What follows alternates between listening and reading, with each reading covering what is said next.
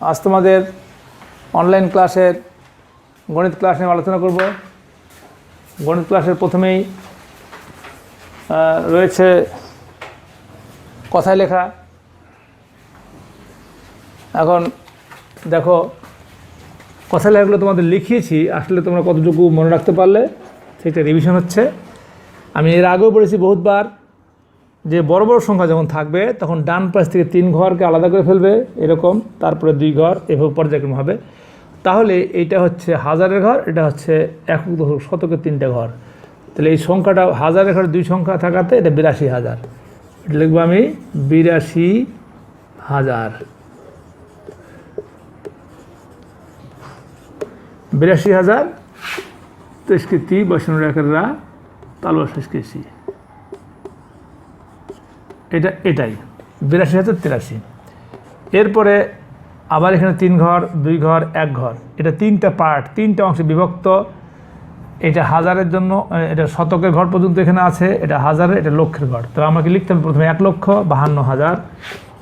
তাহলে 1 লক্ষ, 1 আলাদা, লক্ষ আলাদা। এটা তোমরা খেয়াল করবে। 52 আলাদা, হাজার আলাদা, 52,000। তাহলে 1,52,053। তেষ্কৃতি পয়পা আকার দন্তন্য 53। 1,52,053। লক্ষ্য বানানো কখনো জফলা দেওয়া যাবে না, এটা খেয়াল করে। এখানে দেখো খেয়াল করে আমরা কমা ব্যবহার করি। আজকে কমার বদলে আমরা দাগ টেনে বোঝাচ্ছি। এই 3টাকে বুঝাবে শতক পর্যন্ত, এই 3টা হচ্ছে হাজারের ঘর। তার মানে 37,000।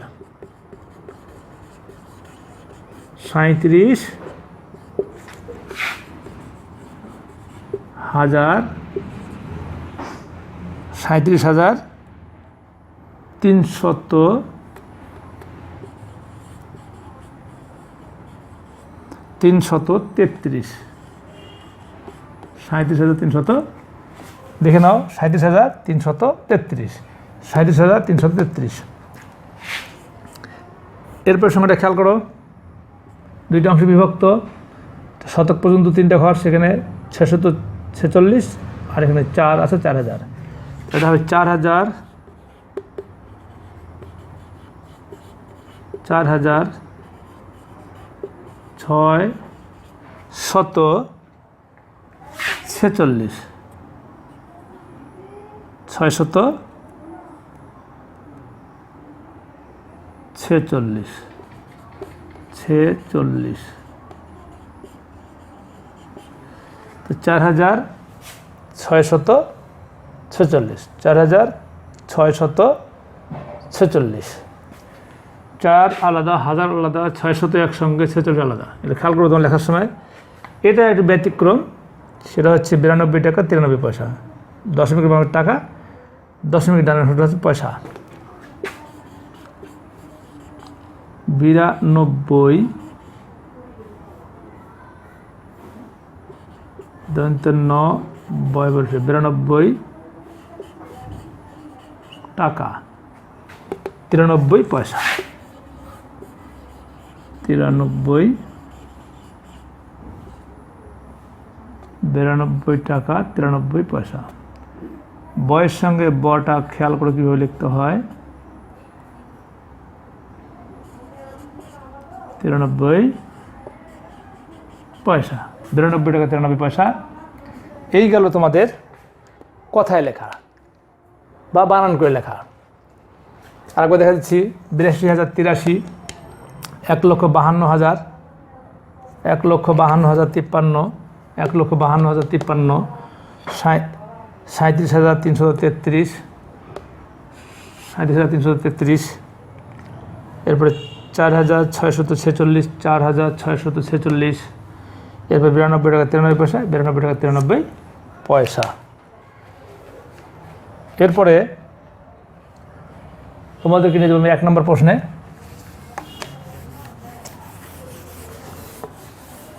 1 নম্বর প্রশ্নে দেখতে পাচ্ছ, ভুল হলো 2 নম্বর প্রশ্নে। 1 নম্বর প্রশ্ন তো হয়ে গেছে, করে ফেললাম। 2 নম্বর প্রশ্ন, 2 নম্বর প্রশ্ন দেখো সমাধান। 1 থেকে 5 পর্যন্ত গণনাকারী সংখ্যার পাশে ক্রমবাচক সংখ্যাগুলো লিখো। এটাকে আমরা বক্স করে দিতে পারি, বক্স করে বেশি লাগবে। তো আমরা যদি এরকমভাবে লিখি 1 প্রথম, 2 দ্বিতীয়, 3 তৃতীয়, 4 চতুর্থ। বাম পাশে গণনাকারী সংখ্যা, ডান পাশে হলো ক্রমবাচক সংখ্যা। অবশ্য আমরা একটু মডিফাই করতে পারি, সুন্দর করতে পারি। এটা এভাবে না লিখি, এভাবে লিখি, দেখি কেমন হয়।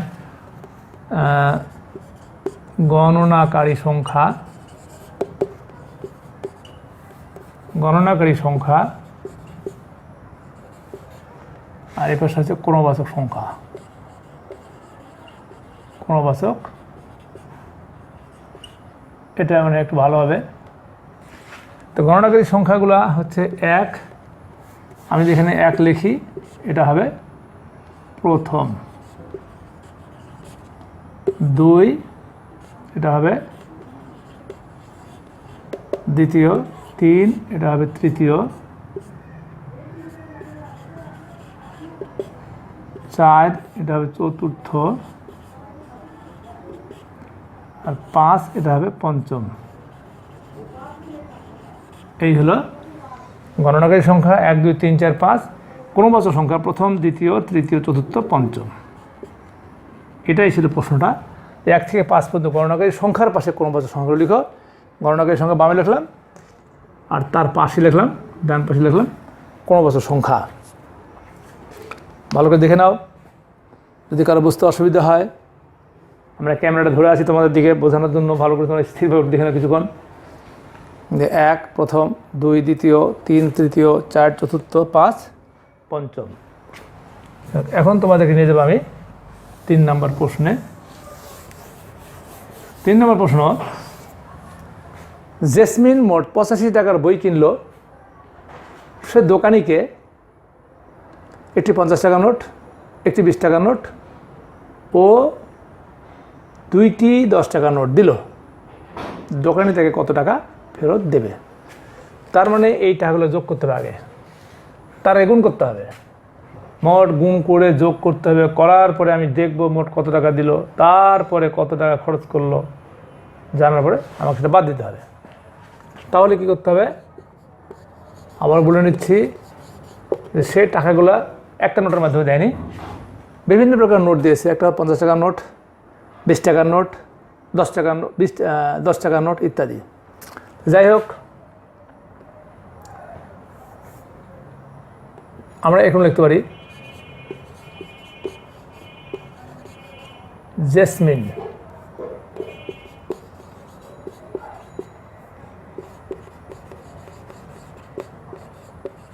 দোকানিকে দিল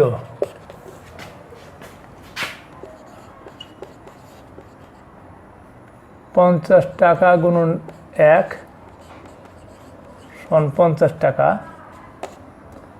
50 টাকা নোট একটি, সেজন্য 20 টাকা নোট 2টি, তাহলে 20 টাকা গুণন 2 সমান 40 টাকা। আর 10 টাকা নোট 2টি, না 20 টাকা নোট একটি আছে, তাহলে 20 টাকা নোট একটি হলে 20 টাকা গুণন 1 সমান 20 টাকা। এরপর আছে ও 2টি 10 টাকা নোট, তাহলে 10 টাকা গুণন 2 সমান 20 টাকা। তাহলে এভাবেও করা যেতে পারে,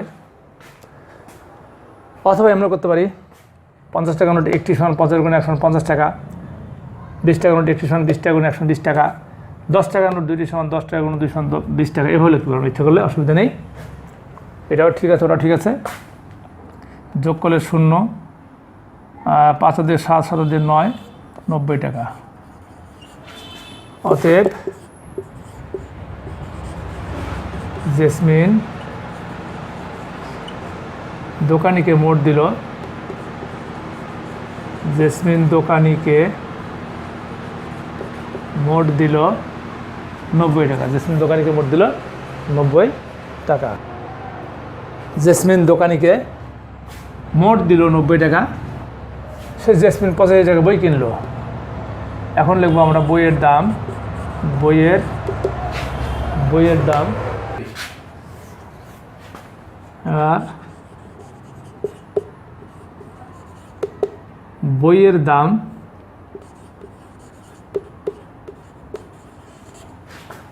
৳85। তাহলে আমি যখন বিয়োগ করি 10 থেকে 5 বাদ দিলে 5, ওই একটা এখানে দিয়ে হলো 9, 9 নিয়ে মিলে গেলো 0। তাহলে শেষ লাইন হচ্ছে দোকানি তাকে কত টাকা ফেরত দেবে। অতএব দোকানি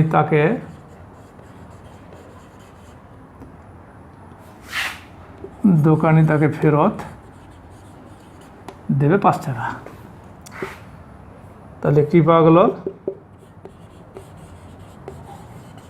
দোকানি তাকে ৳5 ফেরত দেবে। দোকানি থেকে ৳5 ফেরত দেবে। দোকানি থেকে ৳5 ফেরত দেবে। তাহলে কী হলো অঙ্কটা?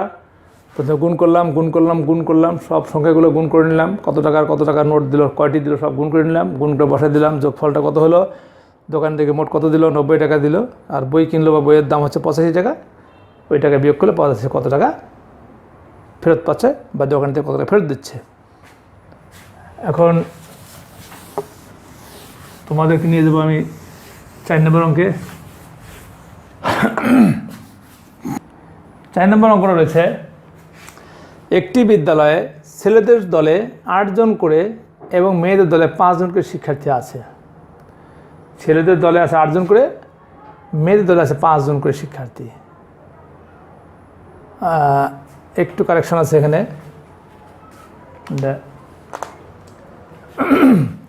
আর দেখো, একটি বিদ্যালয়ে ছেলেদের দলে 8 জন করে এবং মেয়েদের দলে 5 জন করে শিক্ষার্থী আছে। অঙ্কটার কারেকশন ছিল, কারেকশন করে নিলাম যে একটি বিদ্যালয়ে ছেলেদের দলে 8 জন করে, মেয়েদের দলে 5 জন করে শিক্ষার্থী আছে। ছেলেদের 3টি ও মেয়েদের 5টি দল থাকলে কাদের সংখ্যা বেশি এবং কতজন বেশি? এখানে ছেলেদের দল আছে, মেয়েদের দল আছে। ছেলেদের মোট সংখ্যা বের করে নিতে হবে, মেয়েদের মোট সংখ্যা বের করে নিয়ে জানতে হবে যে কাদের সংখ্যা বেশি, ছেলেদের সংখ্যা বেশি না মেয়েদের সংখ্যা বেশি এবং কতজন বেশি। তাহলে এখানে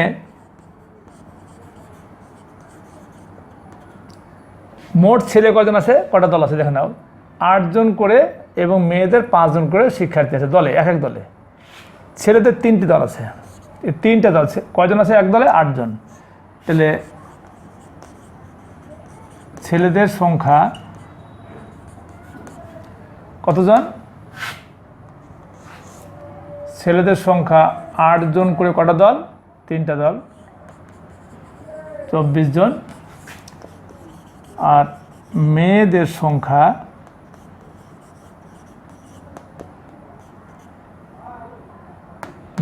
সংখ্যা হচ্ছে মেয়েদের দলে 5 জন করে, এই 5 জন করে 5 জন করে কতটা দল? 5টি দল। তাহলে 5 × 5 = 25 জন। যদি কোনো কারণে 25টা উপরে হয়ে যেত আমার, তাহলে অঙ্কটা শর্ট। আমি জানি না কোনটা বেশি কোনটা কম। আমি অঙ্ক করতে গিয়ে বুঝলাম যে মেয়েদের সংখ্যা বেশি, ছেলেদের সংখ্যা কম। আমাকে এটা বিয়োগ করতে হবে। তাহলে আমি এখান থেকে বিয়োগ করতে পারবো না, তাহলে আমাকে আবার লিখতে হবে। তাহলে আমাকে আবার লিখতে হবে, এটাকে লিখে বিয়োগ করতে হবে। তাহলে মেয়েদের মোট সংখ্যা,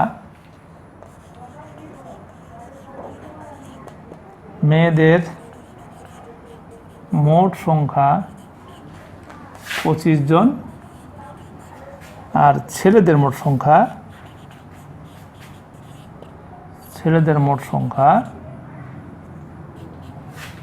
24 জন। এটা বিয়োগ করলে আমি পাইছি কত? 1 জন। এটা কি 1 জন? বেশি 1 জন, অথবা মেয়েদের সংখ্যা বেশি 1 জন। তাও লেখা দেখে ইচ্ছে করলে যদি কেউ লেখে মেয়েদের সংখ্যা বেশি 1 জন, মেয়েদের সংখ্যা বেশি 1 জন। তাহলে এখন কী করতে হবে? এখন বলা হচ্ছে কাদের সংখ্যা বেশি? মেয়েদের সংখ্যা বেশি। কতজন বেশি? একজন বেশি। তো অতএব মেয়েদের সংখ্যা বেশি,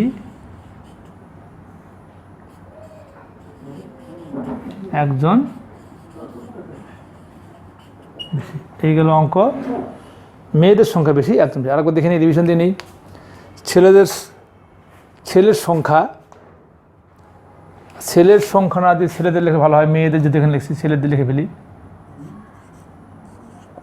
ছেলেদের সংখ্যা 8 × 3 24 জন, মেয়েদের সংখ্যা 5 × 5 25 জন।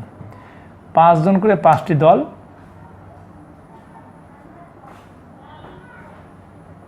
5 জন করে, আর 8 জন করে 3টি দল, সুতরাং 25 জন। তাহলে এখন মেয়েদের মোট সংখ্যা 25 জন, ছেলেদের মোট সংখ্যা 24 জন। তাহলে মেয়েদের সংখ্যা বেশি, একজন। বিয়োগ করলে আমি পাচ্ছি মেয়েদের সংখ্যা বেশি, একজন বেশি। এখানে বলা আছে কাদের সংখ্যা বেশি, কতজন বেশি। মেয়েদের সংখ্যা বেশি, একজন বেশি। আশা করি বুঝতে পেরেছ। এবার তোমাদেরকে নিয়ে যাবো আমি 5 নম্বর সমস্যা।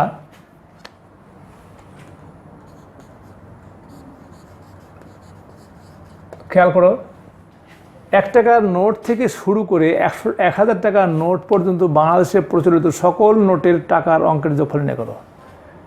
টাকার অঙ্কের বা টাকার অঙ্কে, যাই হোক, যোগফল নির্ণয় করো। এটা টাকার অঙ্কে দিলে অসুবিধা নেই। এখন সকল প্রকার যে নোটগুলো আছে সেই নোটগুলো যোগফল নির্ণয় করতে বলছে। আসলে নোটগুলো সম্পর্কে ধারণা জানতে হবে। যদিও বাজারে এখন 1 টাকা 2 টাকার নোট পাওয়া যায় না, কিন্তু অঙ্কে যেহেতু দিয়েছে যে বাংলাদেশ ব্যাংকে গেলে পাওয়া যাবে, যেহেতু অঙ্কে দিয়েছে 1 টাকা নোট থেকে শুরু করে 1000 টাকা পর্যন্ত, তোমাকে জানতে হবে যে কী কী নোট আছে বাজারে। মানে বাজারে বলতে না, বাংলাদেশে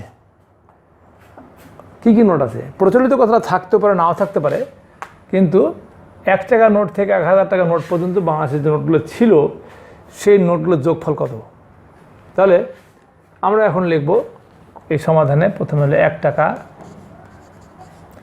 2 টাকার নোট, 3 টাকা 4 টাকার নোট নাই, 5 টাকার নোট আছে, 6, 7, 8, 9 টাকার নোট নেই, 10 টাকার নোট আছে। কিন্তু জানতে হবে তোমাদেরকে, না জানলে কিন্তু হবে না।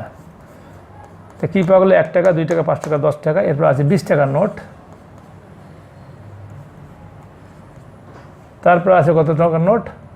50 টাকার নোট। বাম পাশে সরাই নিতে হবে। 100 টাকার নোট আছে। তোমরা কেউ দেখেছো কি দেখো, জানি না। 200 টাকার নোট আছে, 500 টাকার নোট আছে, আর নোট আছে 1000 টাকার নোট। এই হলো তোমার বাংলাদেশে এ পর্যন্ত যে নোটগুলো বেরিয়েছে সেই সকল প্রকার নোটের কথা বলা হয়েছে। যে 1 টাকা নোট, 2 টাকা নোট, 5 টাকা নোট, 10 টাকা নোট, 20 টাকা নোট, 50 টাকা নোট, 100 টাকা নোট, 200 টাকা নোট, 500 টাকা নোট এবং 1000 টাকা নোট। এই নোটগুলো এখন পর্যন্ত বাজারে, যদিও সবগুলো পাওয়া যাচ্ছে না, 5 টাকা এখনও পাওয়া যায়, 1 টাকা 2 টাকা পাওয়া যায় খুব কম, কিন্তু এই নোটগুলো বাজারে হয়তো কিছু কম থাকতে পারে, আছে, বা বাংলাদেশ ব্যাংকে সংরক্ষিত। যাই হোক, তাহলে এখানে 5 আর 2 7 রেখে 8, আর এরপর হচ্ছে এগুলো 0 0 0 0 0 যোগ করে 0, 5 আর 2 7 রেখে 8, এখানেও 8। এবার 5 আর 2 7 রেখে 8 আর 0 যোগ করে 8, 1।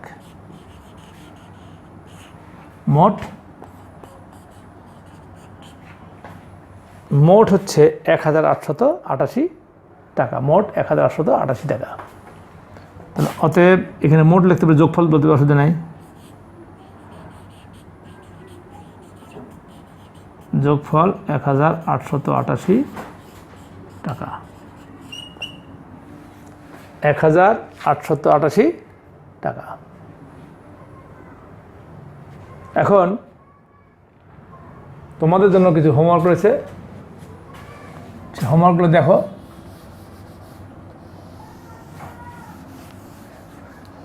এক নম্বর হচ্ছে, সুজনের 70 টাকা 50 পয়সা ছিল, তার মা তাকে মাছ কেনার জন্য 95 টাকা দিলেন। সুজনের কত টাকা হলো? তার মানে যোগ করতে হবে।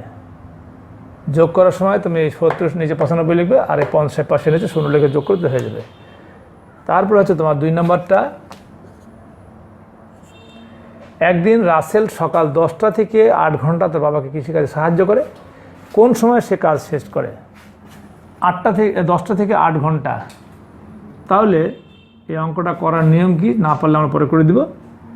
এই অঙ্কটা করার নিয়ম 10-এর সঙ্গে 8 যোগ 18, কিন্তু 18 কোনোখানে ঘটিতে দেখানো যায় না, বিজায় সেখান থেকে আবার 12 বিয়োগ করতে হবে 6। তার মানে সে 6টায় বলতে সন্ধ্যা 6টা হবে, সন্ধ্যা 6টায় সে তার কাজ শেষ করে, এরকম হবে অঙ্কটা। আর এটা আমরা করেছি এর আগে, তোমরা ভালো করে দেখে নেবে। যে রাফি 3 দিন আগে হাসপাতালে গিয়েছিল, কিন্তু তার পেটের ব্যথা শুরু হয়েছিল হাসপাতালে যাওয়ার 2 দিন আগে। আজ শুক্রবার হলে কোন দিন তার পেটের ব্যথা শুরু হয়েছিল বা পেট ব্যথা শুরু হয়েছিল? দেখতে পাওয়া যাচ্ছে এখানে 3 আর 2 5 দিন, কিন্তু অঙ্কটা করলে মোট 6 দিন হবে। এটা আমরা করেছি আর বুঝিয়েছি, খেয়াল করবা তোমরা, ভালো করে দেখে নেবে। আবার বলছি, রাফি 3 দিন আগে হাসপাতালে গিয়েছিল, কিন্তু তার পেটের ব্যথা শুরু হয়েছিল হাসপাতালে যাওয়ার 2 দিন আগে। আজ শুক্রবার হলে কোন দিন তার পেট ব্যথা শুরু হয়েছিল? তোমার বাড়ির কাজ থাকবে। ছোট্ট মনিরা, তোমরা যেখানে আছে ভালো থাকো, সুস্থ থাকো। তোমাদের সঙ্গে দেখা হবে অন্য কোনো বিষয় নিয়ে, অন্য কোনো ক্লাসে। খোদা হাফেজ।